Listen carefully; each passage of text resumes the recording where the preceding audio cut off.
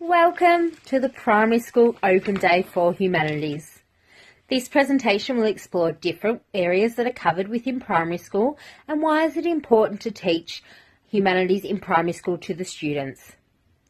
The topics that will be covered in today's presentation include the inclusion of Aboriginal and Torres Strait Islander perspectives, pedagogical explanation of how we teach humanities, examples of practice and on-country visits, and how we as teachers assess and celebrate our students' work here at school.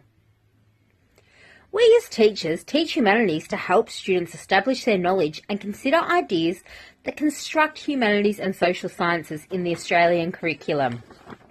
It is the study of human behaviour and interaction in social, cultural, environmental, economical and political contexts. The Humanities and Social Science area comprises of four broad subjects: history, studying things that have happened in the past, how they affected us today, and why these things happen. Geography, studying Earth in physical formations and atmosphere, and how humans are affected by these things. Civics and citizenship, promotes student participation in Australia's democracy.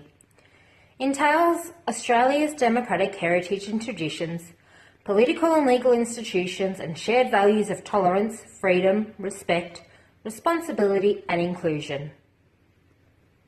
And lastly, economics and business, the knowledge based around the production, consumption and transfer of wealth.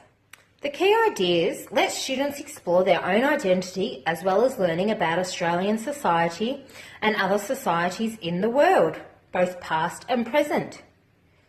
We as teachers can show students the understanding and the importance of traditions and shared values within our society. Even though humanities and social sciences have a historical and contemporary focus, it challenges students to develop the ability to question, think critically, solve problems, communicate effectively, make decisions and adapt to change. These are all good skills that students should grow with as they go into adulthood and beyond.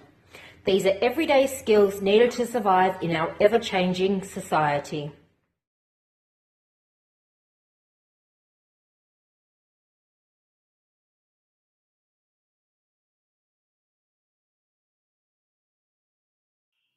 The inclusion of Aboriginal and Torres Strait Islander perspectives in primary education and in particular humanities gives our students the foundation knowledge and respect of the cultures, the traditions and the histories that are needed in order to reconcile our communities.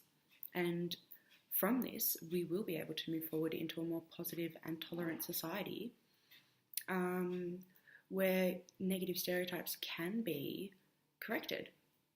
And it's the inclusion of these perspectives that gives our students the information and the facts to become more informed about our First Peoples in a way that's neither disrespectful or hurtful, nor is it prejudiced in any way.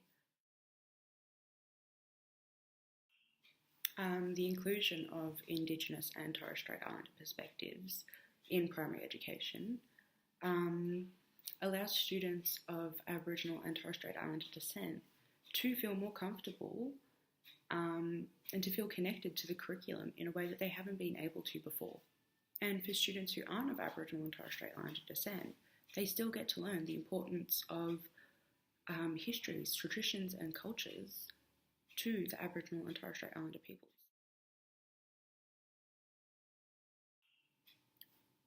So apart from the chance at reconciliation and the connectedness students can feel towards the Aboriginal and Torres Strait Islander perspectives in the curriculum and in primary education, the fact is that it is a part of the curriculum, and the curriculum making bodies decide on what knowledge and skills need to be taught and practiced in order for our children to become active, informed and literate members of the national community and also the greater global community that we all are a part of.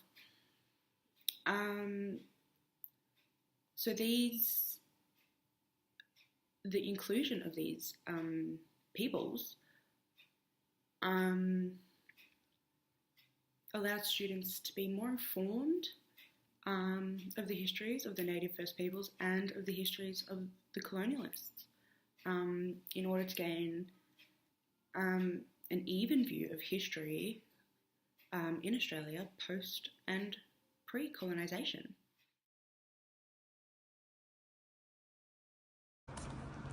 Hi, a pedagogical explanation of how I will teach humanities at my school. First of all, pedagogy is about learning, teaching, and development influenced by the cultural, social, and political values we have for children. It's a process which the teachers need to create for learners. Pedagogy is important because to ensure that all the young people achieve the expected positive outcomes from them.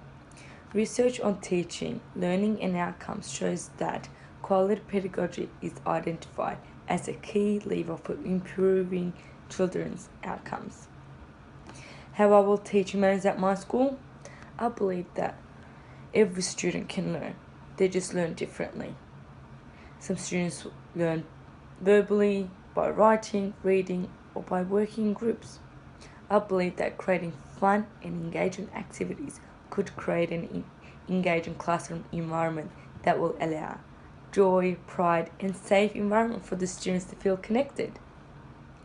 As humanities is based on how people develop human experience and involves a lot of content based on philosophy, literature, religion, art, music, history, and language to understand and record our world.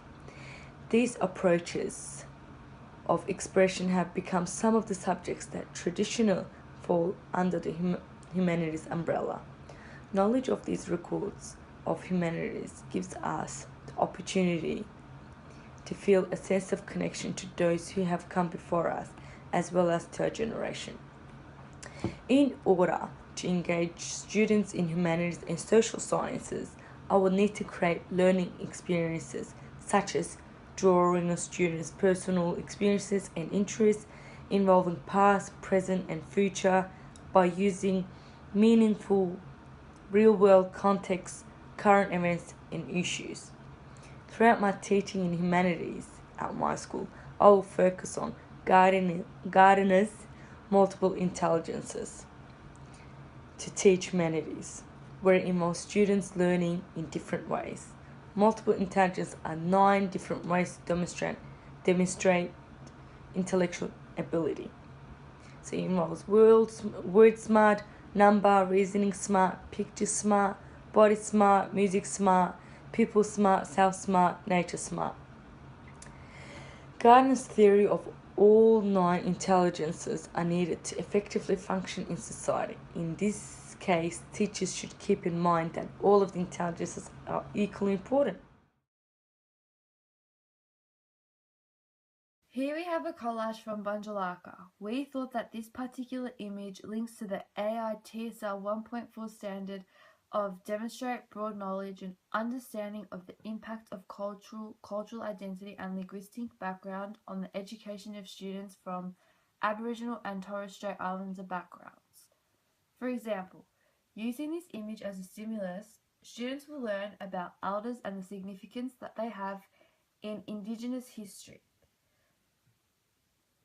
This also links to the cross-curriculum priority 01.2 where Aboriginal and Torres Strait Islander peoples, families and kinship structures are strong and sophisticated. This can also be linked to the Footscray Memorial Garden as it is a significant place for people to visit loved ones that fought and are now being honoured in the World Wars. It is also a great place to take students on an excursion in order to learn about history. This next image is also from Bunjalaka.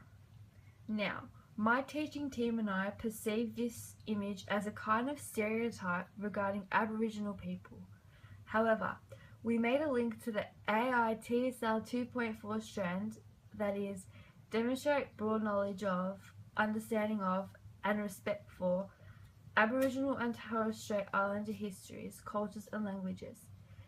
This particular image is a representation of how students may perceive Aboriginal and Torres Strait Islanders as those true to their land. We aim to get rid of this type of judgments in our classrooms and make sure that they think of Aboriginal people different to what is being shown in this particular image. This is yet again another stereotype. So this image is actually of an elder, believe it or not.